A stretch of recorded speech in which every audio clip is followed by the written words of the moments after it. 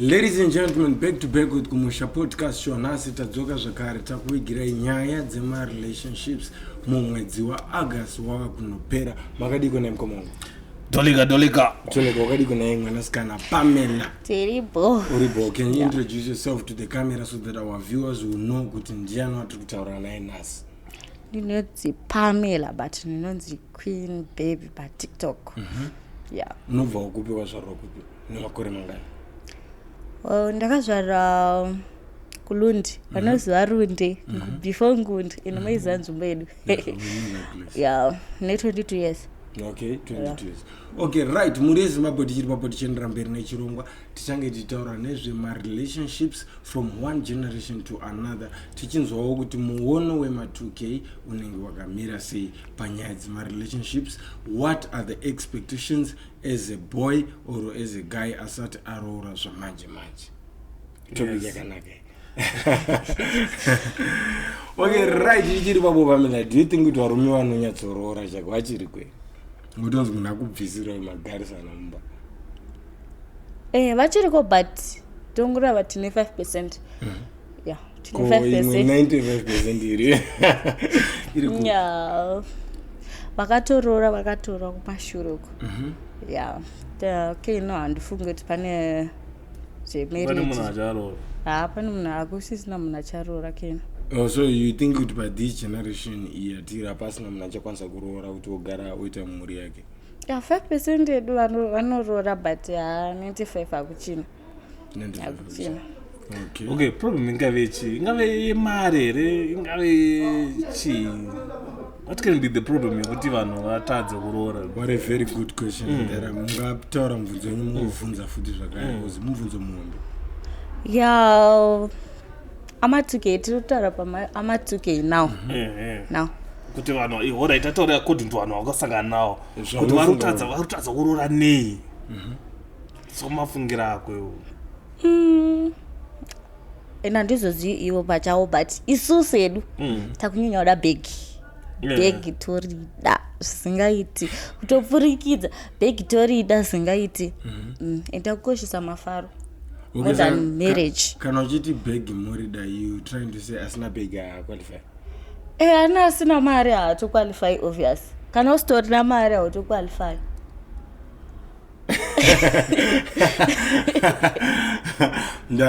So which means ukwanisa kudana munhu wezera rako. Ekuzozera kuvesa hapana nebhegi. Kwane mashuga dad masari. Adane mari, yeah. Kozi itutu tudiki tate takasarisa ndori zira redu achatiroora. Havangati afford zvedu zvatechida isusu.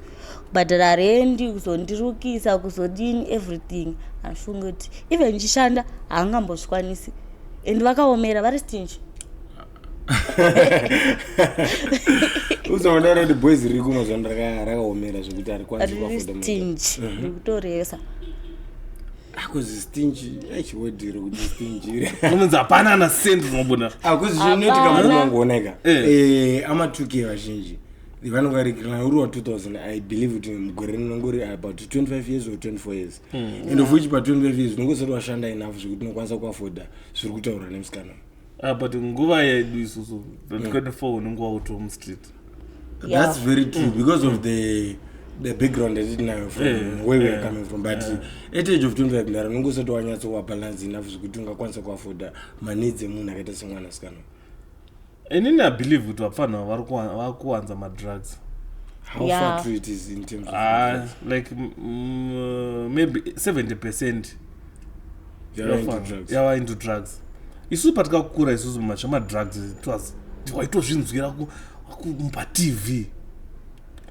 Chokwadi madrugs taitomanzwira paTV. Inini I've never came across any drug. Azvina mutoriro kana achishika handisati ndomboribata, nditomboziva zvarakaenda nekuti ukatona rakatogadzikwa pandomboziva kuti ndomutoriro. Zvitinotesa mutoriro apa mutoriro. Handombozive. A lot of people are in. Handombozive. But ama2k now wakuziva.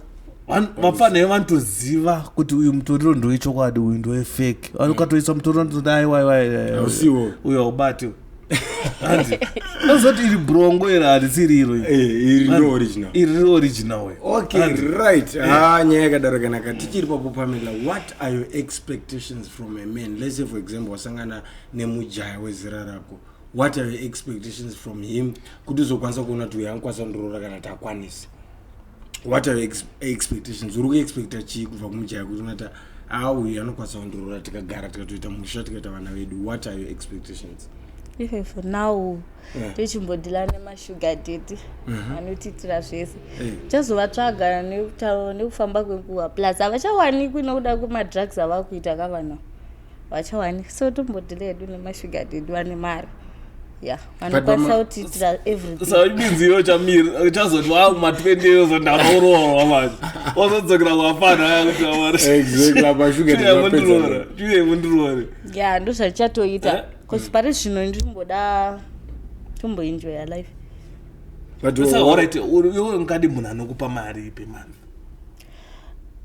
tokoti okay ndikangu kamari kandoshanda aiwa kuti kako atubvira kemunhu kekuti akupewe kuti ukandobhadhara rendi yangu okay rendi yangu ye3000 okay ini ndichadawo kuzonotengawo something chikafu ndodawo chikafu changu te500 kana 600 because ngozi ageusi toti chi tozodawo tumaperfume tumakream nemaneils kuri kwamusoro okay tongorava 5000 alright tokurava 5000 uraisa seka ukuti chi useka kuti chi ishomera kuti yawanda aiwa mudhara chinoti nachoti yakawandisa 5000 that's 250 US US chito chito right magetedzi ezera rake ane basa ripi raanoita rokwanisa mupa aiwa atotaura from mashuga daddies asitotaura kuti ma2k mari yaisi kubva kuma2k kuma2k yaungamboiwani watopiwa $20 rand anotounzwa kunge akupa bhengi rese akatoda botaziwo but mimi muri marelationship muri consider where economic country akuna munhu anokwanisa wana mari no it's survival of the fittest and kuti uyu and izvezvi and aunotarisa kuti ndikadana nauyu what am I gaining? Andy, bonde ndikumupa it's the same yekuti ndikanopa sugar daddy wangu bondeka I'm getting something out of it rather than not getting anything. Rather than ndikungopa munhu bonde than ndikungonokwanisa unopa sugar daddy achinipa mari. So in other ways kana uchiti sugar daddy you're not after that person, you're after man, is it? Am I right? Obviously ndo life yacho yavako mazano because ukatobvunza uchikadana nemutuke ukamudza kuti anotokubvunza kuti kowa usingaende kubasa manje sugar daddy atwana nchenda basa ngati baby wadi kuti wamborega kubasa ndeta zvese hawo mwana yatinazirena. Alright, une experience iri nezvoto? No. Alright, chimbotudzwa kuti munhu wakambodana naye what was happening? Anyone usingataura kwa autori mazita ngoti inini ndakambodana nemunhu zvinhu zvaifamba zvakadai aindipa mari pakadai aindidai so compared to apana usidi kwambodana amena kana akazoona ke I don't mind usingataura mazita ndotorangara nditori kumesina sandatombomuvha kuya kunoku nditodara munhu wako iswas atowa kuma50 something angani mukadzi old enough to be your father angani mukadzi anotondibona akatopfura inini but ava nemari ini chanevapa nechekuti ndiwane mari ndikwanise kusendera vanhu vari kumba nekuita zvinhu zvangu ndichase life yangu ichiita but azvinofana nekutengesera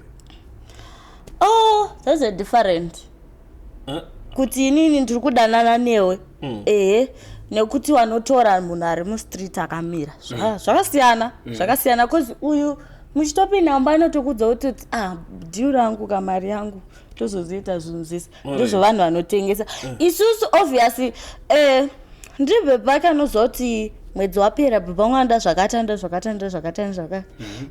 ndikuendawo kumba ukandodawo sipe unogeza and stuff ndinowerere zvasiyana vanhu vanotengesa ndezveshort trip apo but unomutreata sei vemuchita sei kuti azobudisa bhengi tinotomukwevera pa vaya vano like let's say munhu ane mukadzi but oya haasina ake ane mukadzi notomutrita zvinotodarika zvokuti chere kuna madhamu anotomborara achifuratira kutomubata mushe munhu anobatwa mushe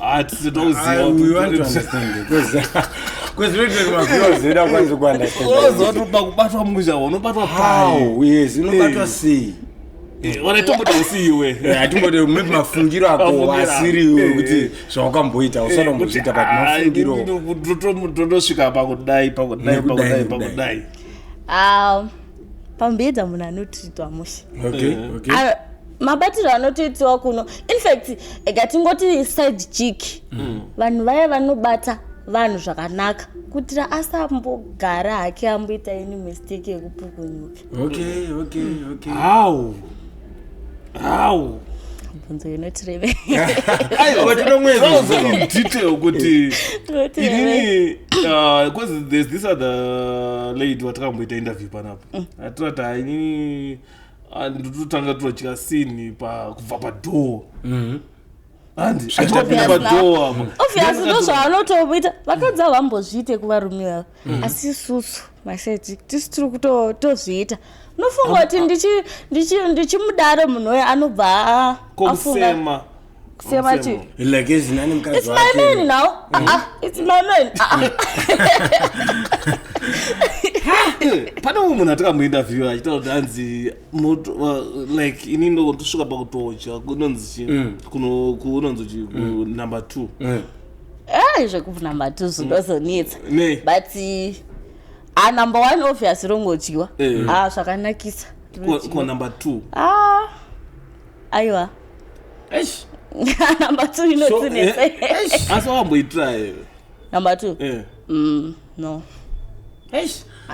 but pakudyiwa baba ndakanzwa kuti panumber 2 hanzi munhu anochemota ngachafu dara izvozvo aizvozvo hatizi apa tiringobvira ngoti mapirwa unozoita kuti ukwanise kumbosiya mhuri yako ichitsauka apa ndo pandanyatsozvisa difference yacho kuti what's so special about kusiya mhuri yako ichienda ukuko treatment yacho inenge iri 5 star to which extent tinotangira even pakubika tichienda mberi hospitality yese kuti achipinda unomuita sei tomboti ndini ndichipinda mumba mako because murume is a married man then unomuita sei kuti akwanise kupawo that attention anopa mukadzi wake kana mudzimai wake kumba kana whatever aiwa tinozoziva zvatizoita plus monawo vakadzi mose ramune mazizambiya kumba uko mufanira kupfekawo kazvinhu zviri sexy kuti varume venyu vachisvika vongoti wow look at my wife panopinda vanotomeka shoti nditori redu ndakutogara nditori redi sachimedzi unoona ari unotopinda usina kutopfeka uri naked ari kuuya kamba mangu mane nchigara ndiri 1 maari kubhadhara rendi zvese everything zvakatorongeka in terms of kuti unonge utori ready kungomira tachingopinda I think advantage nevanhu avanoza ndechimdaramo havana vanhu vanogara navo so they are all alone yes so they can do anything like anotoziva kuti kana inini ndakufunda ndikandakuya otomunake kana kazambia kana munigana asakana kupfeka kana mukati so toti rinenge risatombosungwa rinenge rakatongosiwa rakatongo-rembera but iwe ipapo how do you feel uchidana nemunhu utoziva kuti munhu ari tobva pano achienda mukadzi wake how does that make you feel because remember pandaitaura panyaya dzemashuga date anditi let's say une boyfriend yako ndeno sugar date how do you feel panguva that very same moment unenge una sugar date unyazoziva kuti munhu ane mhuri yake sezvambotaura kuti unenge uchidana nemunhu kuti atori nemwana muhombe kwauri kana mwana anenge ari your age in terms of makore so how does that make you feel don't you feel out of place, don't you feel awkward, how do you feel ishuga dedika pane mukadzi wako kapo obviously afika akandroora totamba iri kurira kana watovawo mukadzi wako I know around baby ndakuenda kumba ndasvika ndapa day okay maybe around 7 okay totaura good night daddy ndakuchataka ndikatsaga kangu kasina begi ke ndakutaura kanyaya dzedu ndarukazotaura kazotinazira navo zvamwari wedenga dai akasika hatina tsaga ndano paanenge akumba wakusimudzirana nemukomana ndo panenda kuotaura naye zvemavharasi ngotaurawo naye ko sugar date wakatoda mwana unoita sei kozi ndiri kusapota ndikupa zvese ndiri kubhadhira rent ndakuda umwana wato mukadzi wangu anyway I'm doing everything that a man is supposed to be doing for you and then ndakuda mwana let's sugar date vaya ndichida mari kwavari tisina basa nawo uyu katsaga kangu anogona ngonditisa mwana but mwana ndongomutini ndiwani sugar date achasapota eda akazoti nezvemadna zvazvaimwe but mwana nari wake panguva yacho achisapota everything mwana arikuda chakati arikuda everything parudiwa mari taende kuclinic because kune mwana anobayiwa anoitwa sei so in other words you are trying to say sugar date vangoripo for money purposes only and then ane mukadzi nemhuri yake ndio mari but ungatoita fall in love here kutozati wakutomunhu ndotomuda we zonge akaroora zvinonetsa zvinhu zvezvinonetsa kutoti ndotonyura naye bcause ndichitoziva kuti around 8 munhu ava kudhena achakwanisi kunyanya vamwe vanotowana chance yekutaura nawo even ari kuma hana basa havabatirwe mafoni kune vamwe vanotsomewa so tichiona kuti around 8 achotaura nawo but what I'm saying kuti unokwanisa here kudanana naye zvotodanana zvototi wamurudo nemoyo wese nemunhu hazvimboipi hanimbofi ndapinda murudo mune moyo wese pamwe wasangana nemunhu ari sweet exactly nemunhu ari married but ari sweet zvokuti unazonoti mawanatanga because I remember there's this other girl I told achiti inini pandakatanga andaye nemufesi wangu pandakatanga kudana nemunhu nemufesi uyo but anga ari married ndakatanga kutomaka wangu wandiri kudana naye just because uyu munhu aine rudo rwokuti ndaisha kuti chii urubata kozo wako chaiye atokujairana atokaati handipi kwaita sei hapfeke but sugar date yes baby waswera sei kana ungochirwara ndonzwa sei unzwa sei chichi ndo chapfura nebo ndikuona chichi otora netumachocolates warorati those kind of stuff zvinoita you develop my feeling for that towards that person just because unasona kuti uyu munhu ari kundida ngobata it depends netreatment yanda achikuita munhu unogona kutozopinda deep naye zvekutodaro wotombokangamwa kuti andori nefamily yake une wanyora une watonyora zvingaita it depends nemunhu asi vari kusiya vanhu timu opedzera azosiya mhuri yake akuya kwauri aiwa kwetu topedza kutoita nhumbu ndaita inana basa as long uchisapota mwana wako ndaita ndatoiita ka apatorina achinei pasi sina nyaya ka ndatoiita as long achingosapota chete wewe chamuri nyaya yokuda isapote mwana ka zvokuti mwana hazi wake kana ndiwake sinana anoda kuitira mwana munhu ake sometimes otanga kutampura nemwana woyo ndikubvudza ndiani anoda kuitira mwana munhu otampura ndetira mwana munhu anotengesa pamusika panze apo haasi kukwanisa kene kubhadhara rent kuchengeta iye mwana wacho mufunga ndiani anomuda munhu akaita sei ndopaika patozomhanyira kune vane mari vakashanda kudhara ngongomiitirako mwana zati iwe achatochengeta obvious make achatochengeta but inipako ndichiripapo how does that make you feel nyazo zati mhuri yake aiwa vana basa hazvina nabasa vamwani vari kuroora vakadzi 10 hatimoti ndiri sugar date madhama yangu yofona ndini how does that make you vanotodaira ndikuzodaira hatombona kana problem nazvodaira ndoziva vakatonyora kuti waifi mbibi wakakufona but you know what let me tell you something if kana achitreatwa boy she doesn't care about my guru handina kana basa nazvo ari kufona ndotombonyarara kuti mboyo mbompa time yekuti ambodaataura nemunhu wake wetaura zvaari kutaura opedza ndoteta nyaya Hatina kana fiye wakazofona muri pakati pebota ndo pandodanyadzonzvisa ipapo kuti how does it kana iri WhatsApp amuna paya pekunzi I call you right back inongoita ka I call you right back kana utungosiyana nayo ungoignore wako uzofona wakazoidaira muri pakati pebota. How does that make you feel? Because remember, water really attached to my feelings. Sometimes I'm going to water and go down to the water. Sometimes it's my feelings in Kadu. Yoti muna achinato aripa achidya bota. Anodaira phone. Anodaira phone. Ambofaida phone. Vakadzi mukana vari vasikadairi mafoni funga zvakawanda. As long as you uchizofonerwa back. Ufonerwa back. So steady. But that moti mbereki wako azvibata kuti right you are in love with someone who's like how do you think kuti my parents are going to feel? All right, asana pindura. Ndamba upindura ipapo. Vabereki vamazwana. Taura ipapo mukomenti. Okay. Pandedana na alright. Icheta angunge ndinoshoresa moms zvodaro. Pandakadana nomunhu andikuudza kuti ari andori nevasikana vatorizirana nesister yangu nini vasisters zangu but vaitomona ari ndaidana nomunhu woyo ndaitombomuposta dzimwe time kuti anatso kufila kuti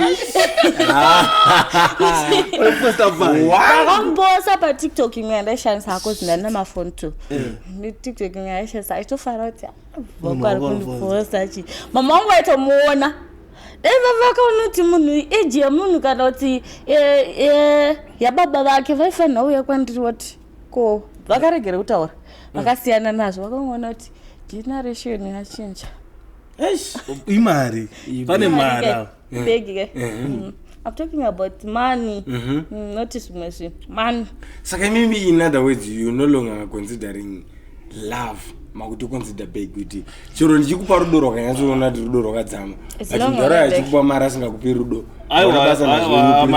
madhara azongokupe mari pasina rudo apo ndira pana rudo mundaramo munhu anenge ane mavana aya vanenge vari busy ndarakuti anokupa rudo aiwa tivanoti rudo chii mndara rudo moruziva rudo is something that is no the fact yekuti ndikutobvisa mari yangu ndikutomupa which means I love this person. No, because mudhara inzwa pana umwe atopa mari azviritoada out of the reason being what just because whatever that we do andangopepsikana musiti unongompa mari ka amukwanisa kuzviita mndara ndichimbereki okay wonditira zvese everything I need kuita kusenda mari kumusha everything unibhadhara rent usingandidi kuti baby I want mari yangu yasvita can you send me 500 pounds zvandoita izvo zvinono okay wait again kusendere usingandidi watoti wait again kusendere 5 minutes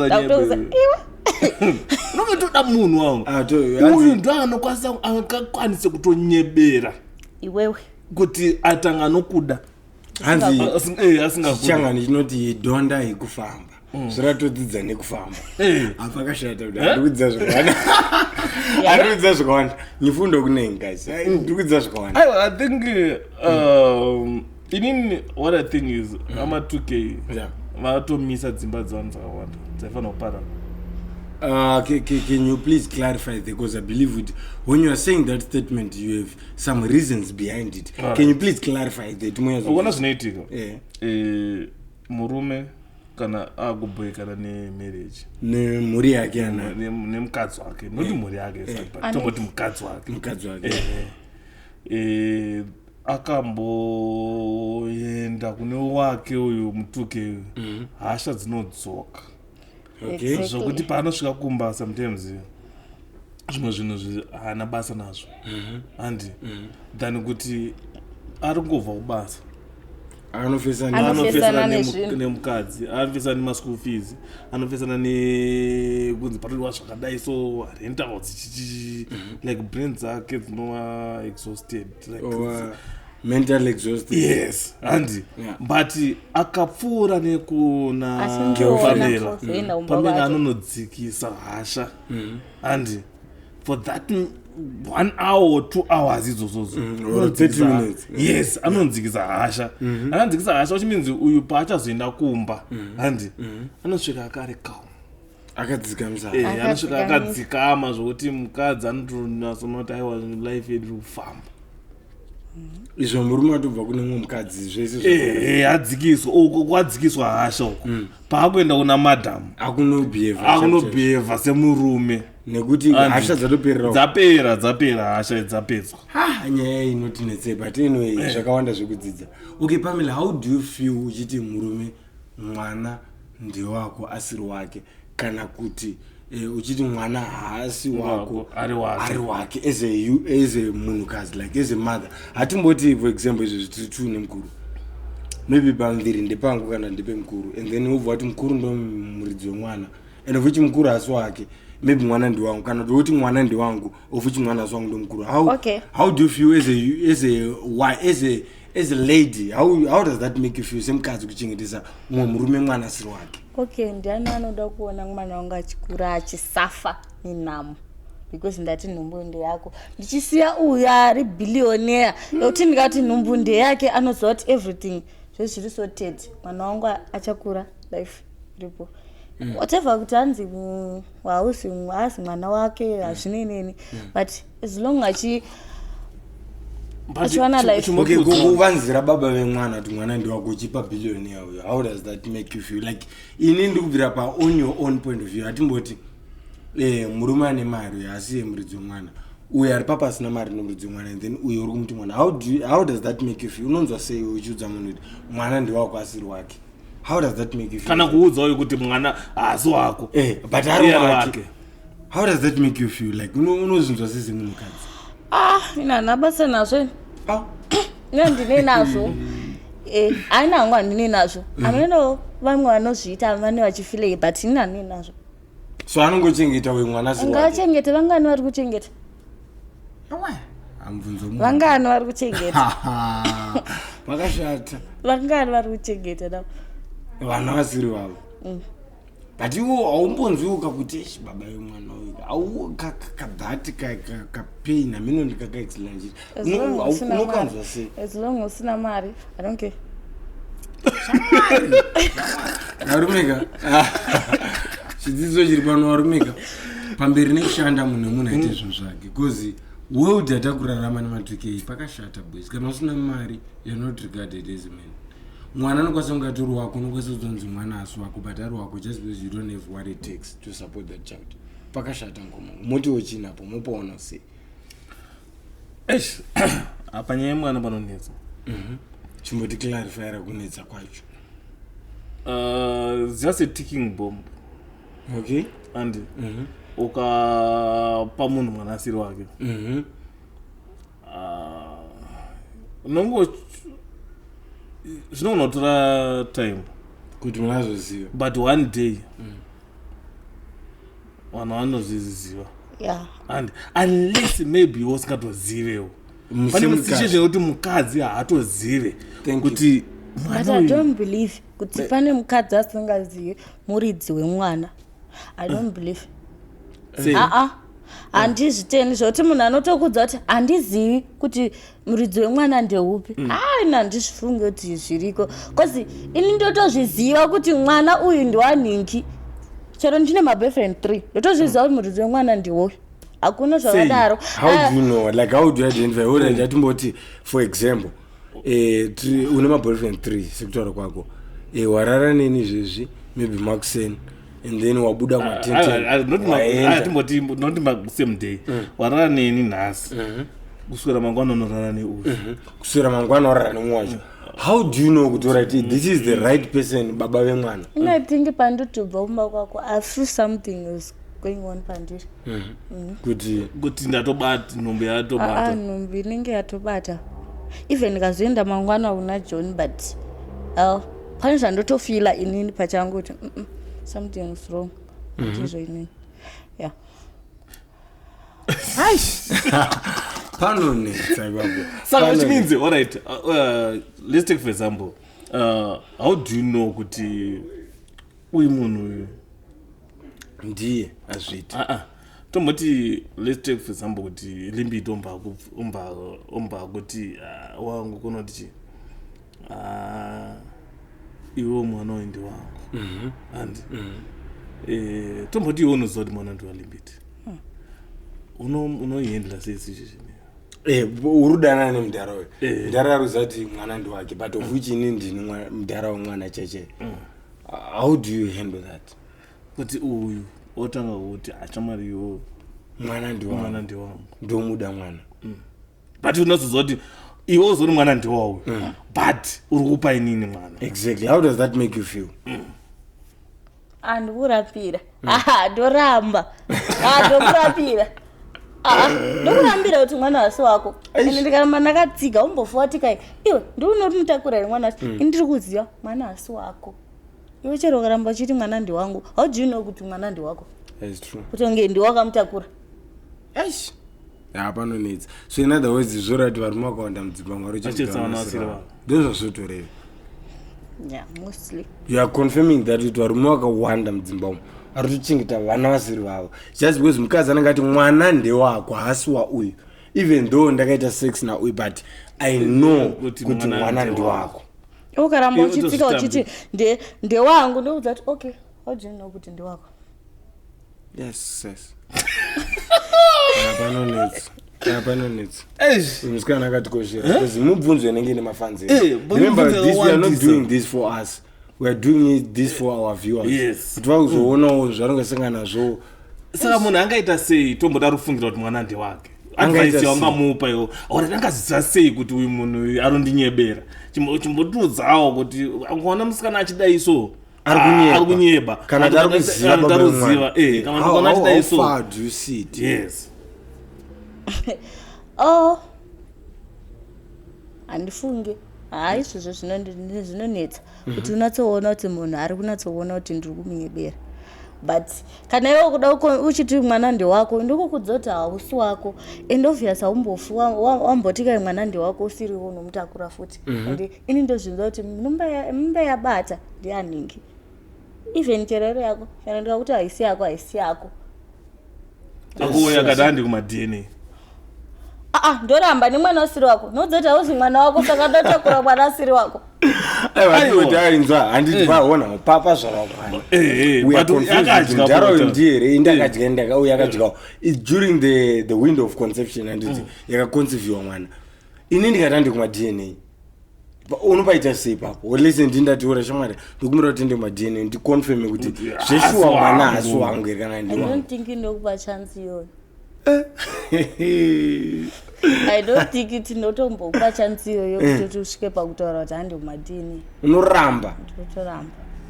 But how does that make you feel right? You already let's say for example hatimonzinzwa apa hatimboti 100% sure kuti ini ndini baba vemwana mudhara wasi baba vemwana and then ndokuti ande ma-DNA wondirambireni. How does that make you feel kuti baba vemwana ndavarambira kuti tiende ma-DNA? Zvino unozvinzwa sei iwewe muropa rako like you, with your own point of view kuti ndini baba vemwana uyu hasi baba vemwana uri kuti uyu ndiye baba vemwana but asiri iwe unonyadzozati ndini baba vemwana iwe unosara uchinzwa sei? Do you feel guilty? Do you feel imprisoned? How do you feel? Unonzwa sei? Ndachandombofila ndichitora chokwadi mafanira achinatsoona chokwadi because unoona chinhu zvarizvo ndachandombofila ndinokoramba ndoramba kuda muchazoenda naye kana azokura hameno akuzviitira zvinhu zvake as long achiri neni nokumangu. Wow, that's a very great response because masituations akadosangana wakakawanda but vanhu vanga achitibvunza kuti Bryce how do you handle that thing? So at least I cannot answer for the women but all the right, women let's take it this way kuti iwewe mwana ndewashuga dead and but wauda kupa uyu kaboyfriend kezera rako. How does that make you feel? Mwana ndewashuga dead unyatsotoziva kuti shuga dead musuya uya ndowakadya bota ndovakarova kusvika chazara chibalo but uyu ndiwo andoda kupa mwana. How does that make you feel? Same kazi, do you feel guilty? How do you feel? kuti ndakupa mupana uyu but ini ndotonatso kuda kwekuti shuga dead vane varamba kuda but hatimoti havana kuramba vari kuziva but at the present moment haukwanisi kuzvitaura pachena because shuga dead vane mhuri yavo ka and which maybe find kuti maybe one of her daughters is your friend maybe mwana washuga dead umwe wacho unototamba naye like unosara uchifila sei wese munhukadzi your remorse like your inside your inner person? I think ndinokokwanisa kuenda noshuga dead we need to sit down and talk to discuss about it kuti iwe kana uchidaona uchida kuti vanhu vacho vazvizive we can make it. But kana usingadiwo alright ndeta hangu plan yekunyebera ukakatsaga ko anenge achichengeta ndiani anenge achizochengetere ndozvandikureva kuti teta kuda kutaura tochigara pasi toonesana ine sugar daddy wacho toonesana kuti zvakamira so toti angamboiteka decision imwe ndisina muonesaka usinaonesa muri dzemosva saka uyu sugar daddy ane right yekuudzonze ndomuudza asi aka enzo pamela hatimboti newe tiri kupusha nditi tiri pakati pekupusha daro inini uri pusha nini uri pusha nemwe face and then during the wind of conception inini ndiva ndafunga kuti mwana ndi wangu and ofuchione mwe munhu uri pusha naye asiri nini and then you are sure kuti baba wemwana ndiani and then ubva wangoti uyo mfese lese waroorwa iwe uri kugara nemunhu ubva wati mfese uyo ndo baba wemwana uri kugarisa munhu asiri baba wemwana nevana vasiri vake lese mwana ndi wangu uri kugarisa nemurume asiri baba wemwana indini baba wemwana I'm not staying with you but uri kugara nemumwe munhu uchimiti ndi baba wemwana how does that make you feel like with your own mind ise munhu no not about being savage in this world no I'm talking of the good side of you pamweya wako iwo mweya wako mukati inside tisingatauri zvekushata kuvanhu vanhu vese vakashata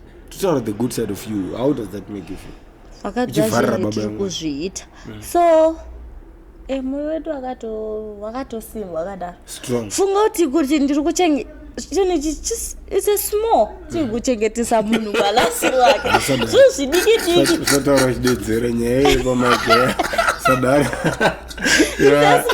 kuchengetesa munhu mwalasiri wake chinhu chidikidiki ka anaurawa kamwana ari kutochengetwa ake alright saka iwe hauna chaunonzwa pakuchengetesa munhu mwanasiri wake hauna chaunonzwa handina chatombofila kozi mwana ari kurarama ari kudya zvese zviri kutoendeka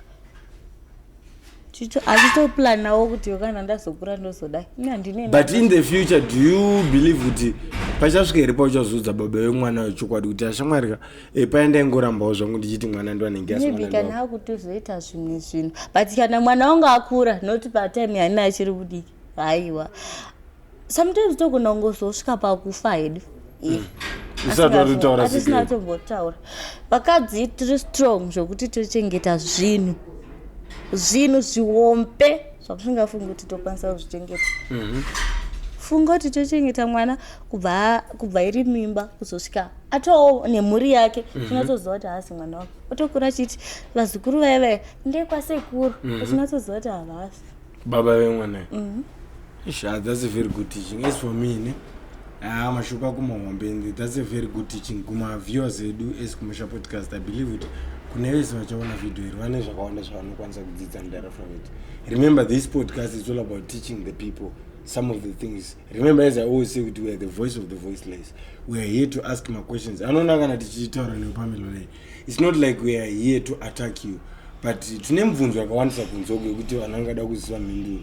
So vakatorawo munhu wako vachiuloda vachinambiri zvinokwanisa kuvadzidzisawo zvakawanda kuti vakadzi they are very good and capable they are capable of kuchengetesa munhu mwanasiri wake and then they don't even feel anything like isn't kuti kunzwa moyo kubatikana kuti anzi mwanasi wake havana ana basa nazvo. That's one of those things zvatatidzidza nhasi kuti mukadzi anokwanisa kutosvita. I think zvakatongokura zvakadaro ndomweya wakatokura toniwa nechikadzi. Okay, tichiri papo how can we stop that situation? You can't stop it. Adangonzwisa kuti iye maybe ane idea kuti usaona kuti uone kuti mwana wasi wako how as a man like ndifunga kuti ndingazvistopa zvimwe zvozvo. Murume anokwanisa lese ndini murume anditi mwana wasi wangu ndiye mudaro. How far can I investigate in order for me to discover kuti mwana wasi wangu chii chaningakwanisa kuita masymptoms kana hapana iye atozivewo kozi unosingatozivewo anotoroora kusvika pakuti havana ake kana ari mukomana otoita havana ake oita vazukuru vake vagozoendawo tigofa zvakafambira zvakada. Right guys, I think time dzedu dzatichi. Okay, atiti kwabusa zenyaya yotidya too much. What are your expectations? It depends nefeeling yaunaro kumunhu. Like iwewe rikana. Kozi inini. Kozi sometimes unogona ngoti somebody roti poor. Okay. even iri 2 minutes iyoyo anotodza kuti ade abva achienda but uya manje unoona mafeeling naye even 1 hour yakanaka It's only 2 hours just because you have feelings with that person. Exactly. But my feelings are not built nemari futi in other words. Yeah, that's true though. But ko kana munhu ane mari panoziva kuti bonde hapana like unyazona kuti ever since I'll manage as long as I want money. I'll manage. Even what I take from you, to be honest, as a presenter, we've managed to meet a lot of ladies pamasina. In what I'm taking is you are not speaking for yourself. You're speaking for other people out there. This is not ethic. In fact, let me just tell you this. Most of girls takafanana. So True. Most of girls ndo zvavari kutoita. Right now. Yeah. So ndo zvanaitorewa kuti zvauri kutaura izvi it's not strictly kuti unozviita. But that's how maybe other girls, other women, other ladies out there think about men.